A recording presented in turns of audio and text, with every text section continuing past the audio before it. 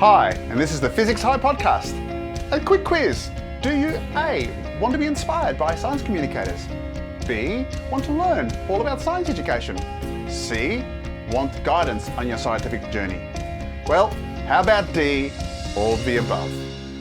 Today my guest is Professor Tara Murphy. Now Tara is based at the School of Physics at the University of Sydney here in Australia. Now Tara is an astrophysicist and she's particularly interested in the short timescale events. So that involves black holes and neutron stars and other extreme physics events. Now in 2017, LIGO discovered gravitational waves from the first neutron star merger. And as a result, a huge amount of radiation was given off, including radio waves. And Tara and her team was the first team to ever discover radio waves from a neutron star merger, from any gravitational wave generating event. Not only is she interested in astrophysics, her interests are also going into computational science. In fact, she strongly believes computational science skills are really important for students entering a science degree at university. And in 2013, she started a startup company called Grok Learning, which seeks to drive a passion and raise skills in computational learning, especially coding, in high school students and also teachers. Now, she's a fantastic science communicator, wanting to break stereotypes of what science communication is all about. And so, welcome, Tara. Hi, great to chat. So Tara, tell us a little bit about what you're currently working on. So right now I'm working with the Ascap Telescope, which is the telescope you can see behind me. It's a new radio telescope in Western Australia, and it's really great at seeing really large bits of the sky to very high sensitivity very quickly. So it's perfect for what I work on, which is looking at astronomical objects that change really rapidly. Now, when you look at the sky with a radio telescope, most things don't change at all. They evolve very slowly over millions of years. So if you look at the radio sky tonight and then you look at it next year, it looks almost exactly the same. There's some tiny number of objects change on human timescales, and that's because there's some extreme event happening. So for example, a black hole forming, two neutron stars merging, a star flaring, and when that happens, it means there's a sign of interesting physics going on. And so what I'm doing is using Ascap to search for these extreme events and use them to try and understand more about what's going on in them. So what other things are you learning about these extreme events? Give us a sample, I guess, of what you're picking up. So one of the things we've been working on recently, because I think we're going to talk more about neutron star mergers later, but one of the things we've been working on recently is looking at stars in our local neighborhood. So a lot of people don't realize that a majority of stars in our galaxy are actually not like our sun. They're very cool dwarf stars called M dwarfs. And in fact, a lot of people predict that most planets in our galaxy will be orbiting M dwarf stars. So their behavior is really interesting. Now, some percentage of M dwarf stars have enormous flares. So these flares are thousands of times more powerful than the flares on our sun. And they also seem to have coronal mass ejections, which are the things that when they happen on our sun, they can wipe out telecommunications on Earth. So we're interested in looking at finding these flaring M dwarfs because it tells us about whether the planets around them might be habitable or not, because these flares would wipe out potential life on the planet. Now, the interesting thing about these stars that are flaring is they produce this emission that is circularly polarized. And for those of you that are not sure what polarization is, it's the same thing that your sunglasses use to block out some of the light from the sun. They filter polarized light. So we can find these stars in amongst, if we look up with Ascap, we can see 30,000 distant galaxies just in one image, but some tiny number of the sources of these flaring stars. And we can use this property of circular polarization to pick them out, the needles in a haystack, and study them. And this is something that we've been working on right now. We've just got our first results. We've found a whole load of new stars that have never been detected in radio before because there hasn't been a telescope that's been able to observe like this. Now, going back to 2017, so here we're dealing with two neutron star mergers. Now, just for the sake of our audience, it wasn't the first detection of gravitational waves. That was 2015 with the merger of the two black holes. So this is two neutron stars occurring 130 million light years away, which is incredibly far away. And the event takes place in less than 2 seconds. And yet there's an incredible amount of energy related. What happened? Was it like, oh, I didn't know about that, let's point our radio telescopes? Or was it something that you were prepared for?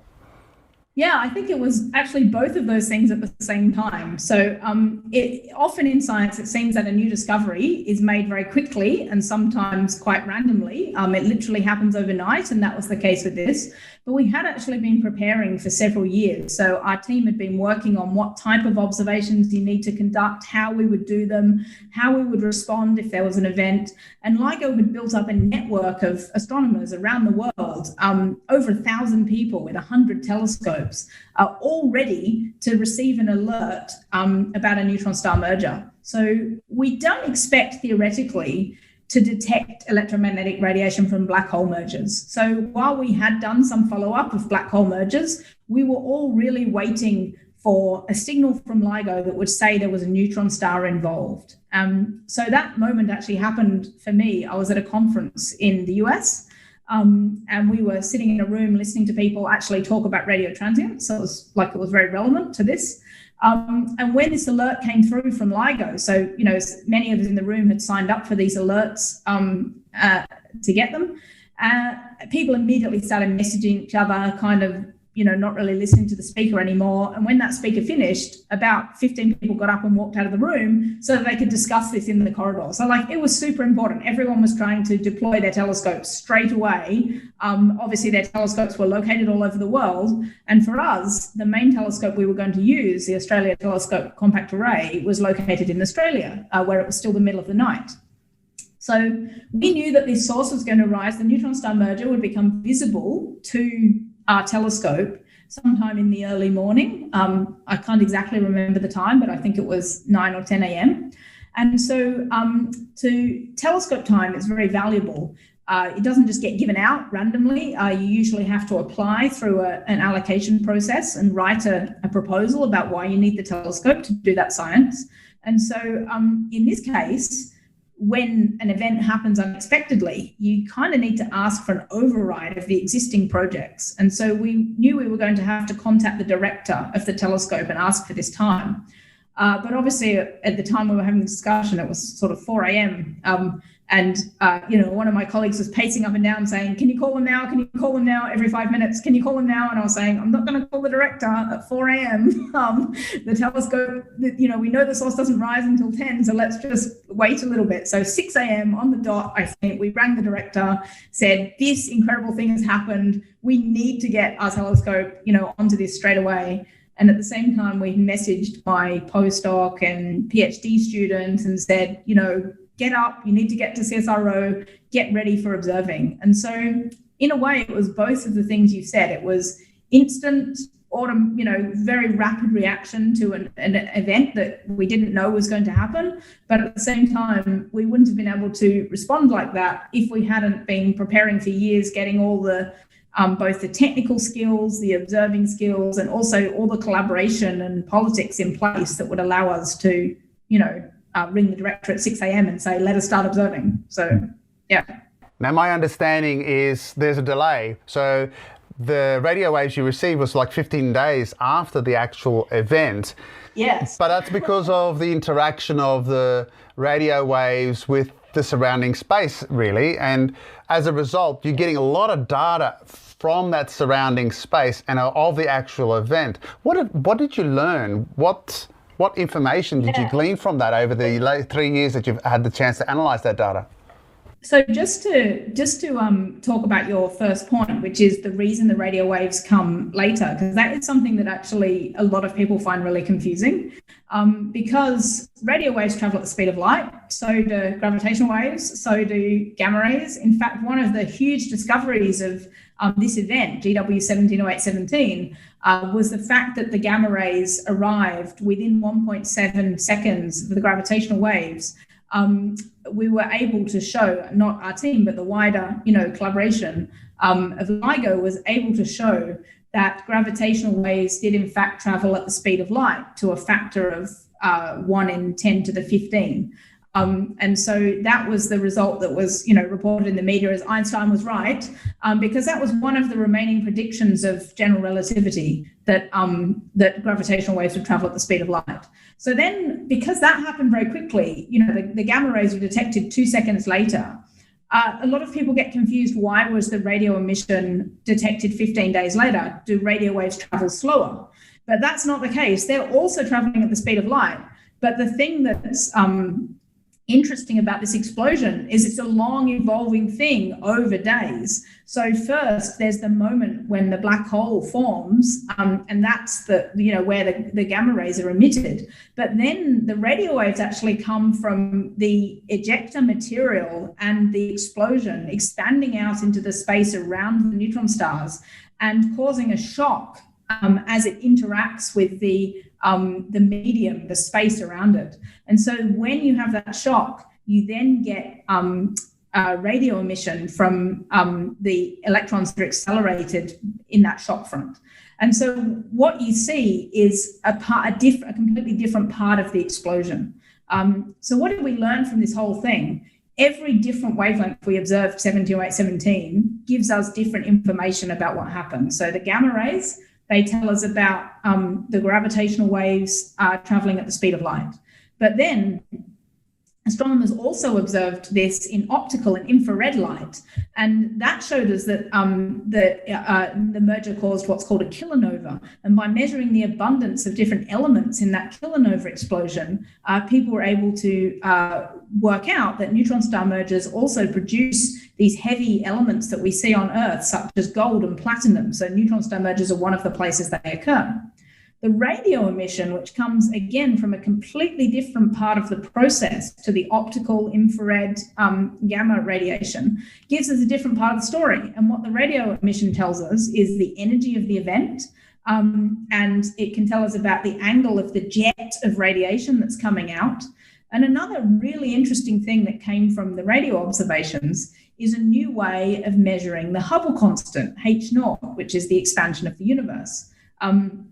It's a bit technical to go into in this interview, but it basically allows us to break a degeneracy that then allows us to use the neutron star merger as a standard siren and hence as a way of measuring the expansion of the universe. And the reason that radio let us do that is we could get these really, really precise measurements with VLBI, it's called, very long baseline interferometry, that tell us about the angle of the jet emission that's coming out and its expansion. So, putting it all together, it was just one of the biggest, scientific events in recent history, how much knowledge was generated by this one thing.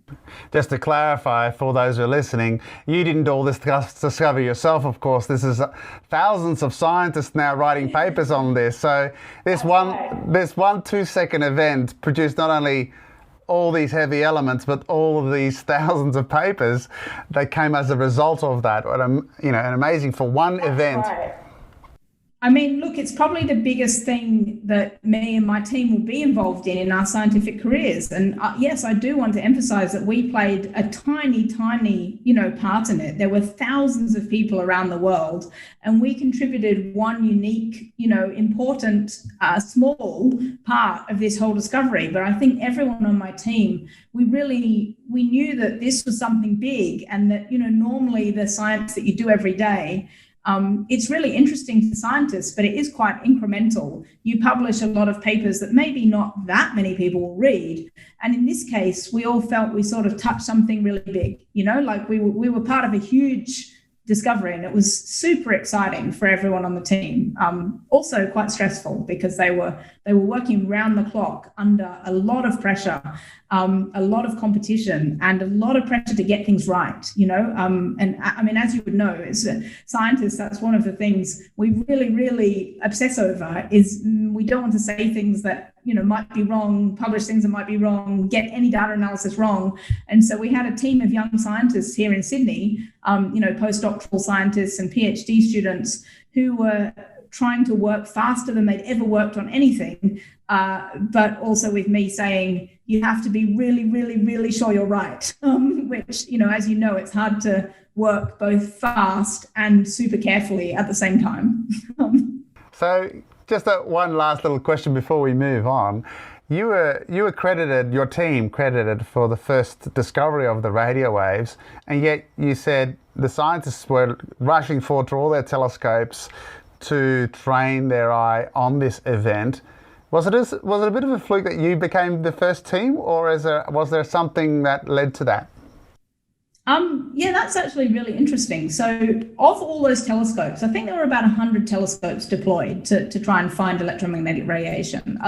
There's some space telescopes, which obviously are run by NASA and ESO and so on, not by any individual groups. And then there was an enormous number of optical telescopes, because the real key was to find something that looked like we expected a kilonova to look like.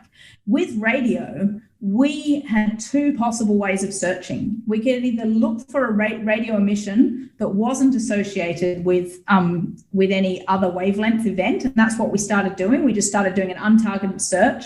But as soon as they identified this optical counterpart, we all started observing that optical counterpart.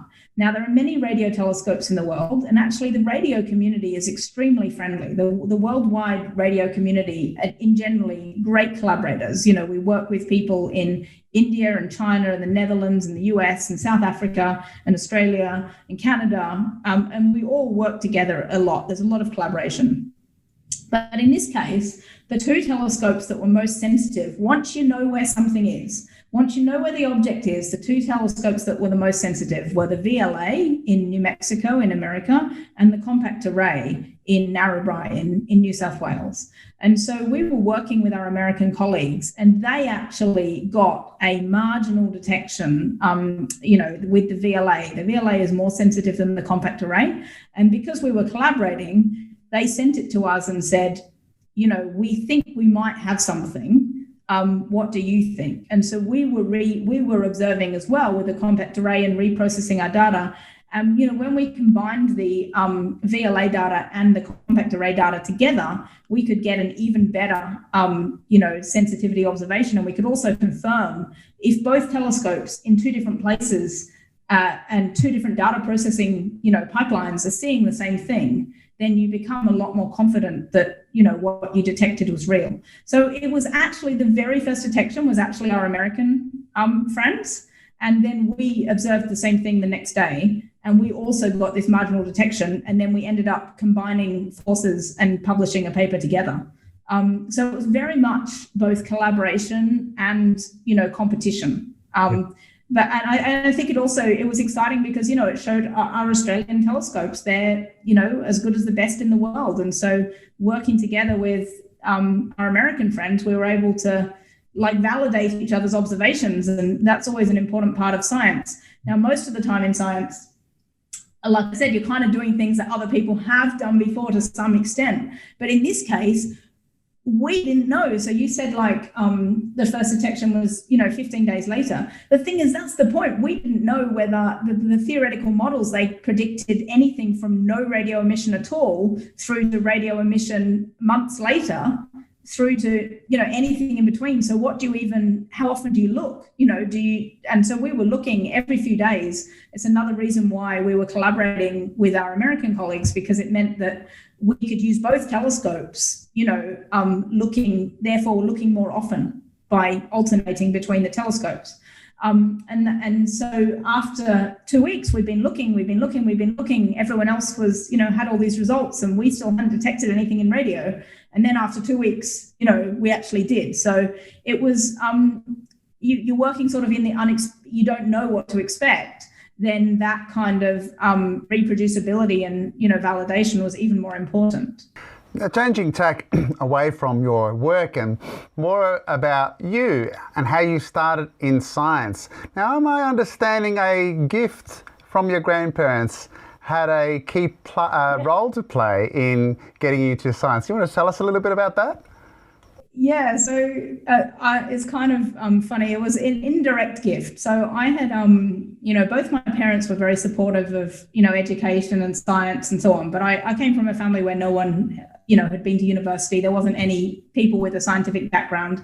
But I had been given, I think it was when I was, 7 or 8, and I'd been given £5. I grew up in my early childhood was in England.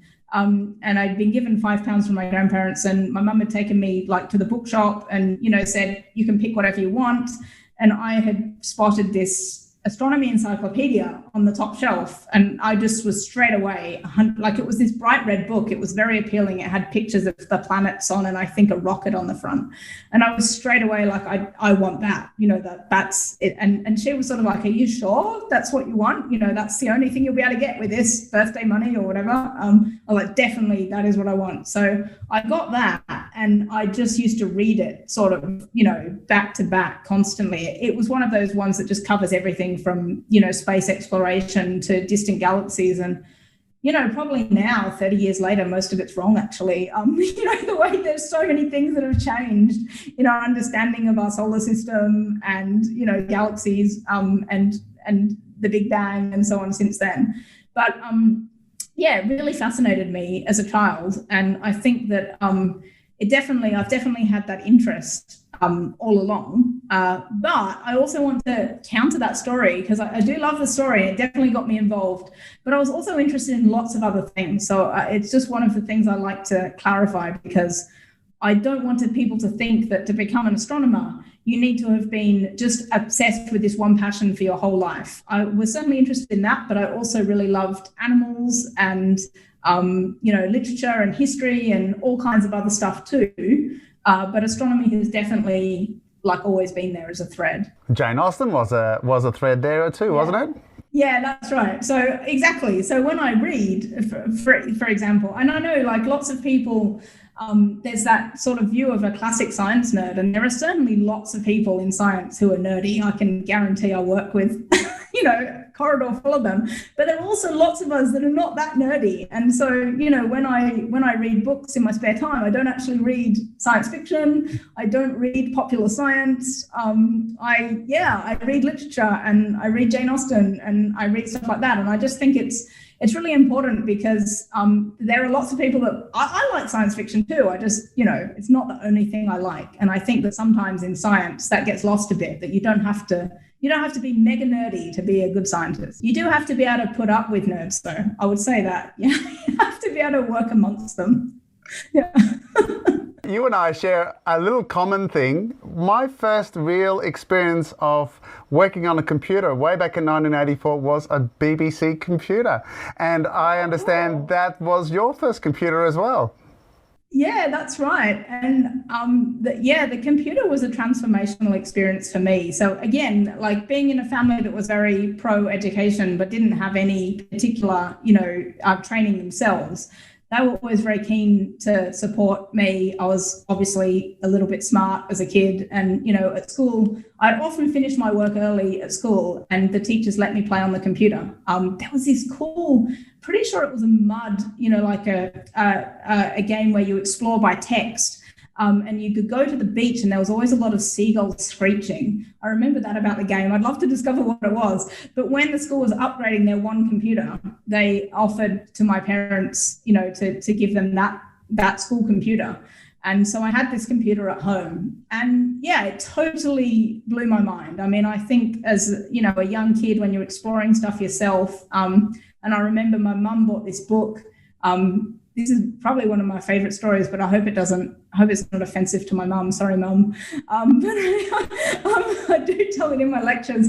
She bought this book of programs, from the shop, from the newsagent, so you could type into the computer. So she bought this book of programs in BASIC. And I was just this, 7 or 8 year old kid, and sitting with my mum who knew nothing about computers. She would say, well, I think you just open this and you obviously type this stuff in. And she could type, but she would be typing in. She'd go, I don't know what this is. This doesn't mean anything. I don't know why we're typing it in. But it was really cool. Obviously, I started learning programs and programming. And then, one day we got to a total revelation experience for me, which was we were she was looking through the book to see what we should do, and there was one that said it did English to French translation. And she thought that would be good because she liked, other languages and stuff. And so we started typing in the English-French translator program. And then we got to the bit where you were actually typing in the English words and the French words. And she said, oh, well, I don't see the point of this. We're just telling it, what the answers are. And I think at that moment, like, it all clicked in my mind and I understood what we were doing. Like, I understood what coding was, what computer programming was. I don't know if it ever clicked for Mum, but we did do a lot of programming, together. So yeah, it was really cool for me because it sort of just, again, set me on that path of thinking this stuff is really interesting, and then being able to get computers to explore those things, as it turned out, is very important in my job because, in fact, the majority of what observational astronomers do these days is computer-based. I mean, I have a MOOC called Data-Driven Astronomy, and that's what we do. We start with these data sets and we explore them. We test hypotheses with them, or we do open-ended exploration to see what we can find. And of course, all of that is done with computers. Now, Tara, your passion is astrophysics, your passion is computational science, but your third passion is science communication. What does science communication mean for you? Yeah, I think it means a few different things. Firstly, I like many people, I love science and I love sharing science with other people. And so I just love that moment when, for example, when we discovered the 1708-17 results and, I was discussing them, my babysitter said, oh, I saw you on the TV. Can you explain what that's about? And, we had this long discussion about that. And she said, wow, I had no idea, any of that. I had no idea we could even see other galaxies. And, it was I love that moment where you can explain something to someone and they see the world in a different way. So at a personal level, I just love sharing science with people. And it's also why I like teaching at university. But then I also think in a bigger picture point of view, I mean, scientists have an obligation. We're funded by the government mostly. We're funded by the taxpayer. And one of the, I think, obligations that comes with that is sharing our results and letting people know, what they're getting for that investment in science. And so I think it's both. It's both, personally good. It's great to excite people. It's great to inspire students to pursue those, science and math subjects. And it's also, I just consider it part of my job to kind of, help share the results that we've got. And I think when I'm out at the telescopes, people come and visit parks, for example, and it's a great cultural icon. I mean, people are proud that an Australian, telescope has achieved so much. And I think we're proud of it and everyone else is as well. So I think it's a whole load of things. And then obviously people also, like you have, asked me to talk about, careers and my own path and so on. And so then my passion there is just kind of showing people that there's a lot of different paths to being a scientist. And, you don't have to just be one kind of person to be a scientist. Do you believe and I'm saying you as a scientist or scientists in general, have a responsibility to communicate scientific process in our society? Yeah, I think that's actually, that's something I'm most passionate about in the communicating science. I think we actually do a pretty good job of explaining sort of, what is dark matter or, what are exoplanets like. We like to focus on communicating the facts of science, I would say, but we don't always communicate how science works. And in some ways, I think that for the challenges we face in society, like the scientific literacy when it comes to people understanding vaccines or climate change, neither of which, of course, I'm going to talk about because they're well out of my expertise. But I think part of that, when we talk about that scientific literacy, part of the problem is people not understanding how science actually works. And so I think I always like, if you've read any of my articles, I always like to try and write about how the thing happened, how we discovered things, how students discovered things, and how our method, and approach works. Because to me, that's as important and actually just as interesting as the scientific, thing we discovered. I also love celebrating the success of my students, and often it's them that are making the discoveries, so that's great. But yeah, I think a lot of the debates in terms of the public scientific literacy. A lot of those come from a misunderstanding of how science works and how scientific information is validated. And so to me, that's like a really important part of it. Focusing our attention now to our viewer or our listener, whether they're listening on podcast or they're watching on the video, particularly if it's a high school student, what advice would you give them if they are thinking about exploring a career in science, or at least doing further studies in science? Yeah, I think there's two sides to the advice that I would give. I mean, firstly, there's the side where, look, I love science. I think it's a really great career. It's very hard to get into, but it's really fun. So I think that in terms of if you're passionate about it, if you're enthused by it, if you like understanding the world around you, if you want a job where you get paid to try and understand the world around you, science is awesome. And so on that side of things, I would encourage everyone, even if you don't think you're a science nerd, even if you're not the smartest person in your class, you don't have to love sci-fi and you don't have to get 100 in maths, to become a scientist. I certainly, neither of those things, and I'm here and I'm being a scientist. So that I would say, I would encourage everyone who's thinking about it to go a bit further. So then the other side of it is, how do you go a bit further? Like, what do you actually need to get from you in high school to being me, an astrophysicist? And I think that, unfortunately, the answers may be a little bit boring, but the first thing you pretty much need to do is go pretty well in maths and your science subjects at school. So I would say that's the number one thing you could do, is make sure you have a pretty good maths background. It's the foundation of almost everything we do, and increasingly computing as well. That's how we do things.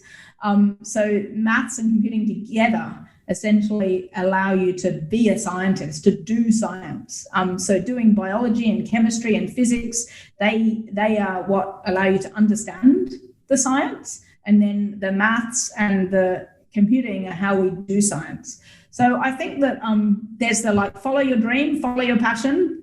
If you want to, you can do it. And then to do that, the first step for you in high school is, choose those science subjects and try and aim to get into a science degree at a university. Just a BSc is all you need to, get into to start that journey. Just a little extension on our advice point here. Stereotypically, particularly in the physical sciences, there seems to be definitely heavier weighted to the male than to the female in terms of uptake, in terms of science and so forth.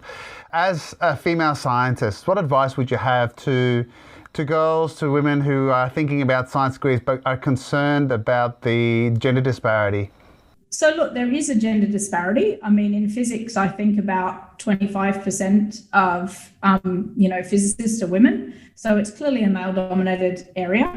I don't think there's any reason why any women that are interested in science or physics or maths, can't pursue that. I think that what I would encourage women to do is not be repelled or rebuffed by the thought that everyone around you actually knows more. So if I can, I know I'm talking to the whole audience here, and most of the men I work with are very lovely and it's all great, but I would say that one of the things that's a bit different is sometimes your peers at high school and at university, they may seem more confident about their knowledge than they really should be.